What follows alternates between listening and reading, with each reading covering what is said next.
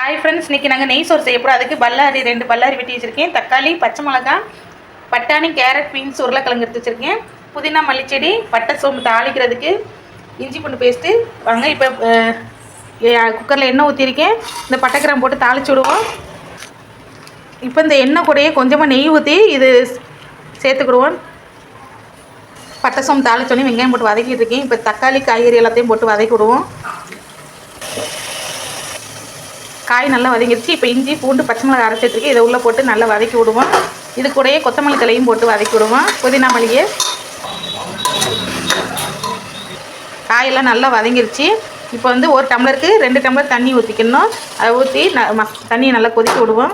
இதுக்கு தேவையான அளவு உப்பு போட்டு மூடி வச்சுருவோம். உலை நல்லா கொதிச்சிருச்சு. இப்போ அரிசியை போட்டு மூடி வச்சுருவோம். நெய் சோறு ரெடி ஆயிடுச்சு. இப்போ இது கூடவே இன்னும் கொஞ்சம் நெய் ஊற்றி இறக்கிடுவோம். நல்லா பொலன்னு சூப்பராக வந்திருக்கு. நீங்கள் ட்ரை பண்ணி பாருங்கள்.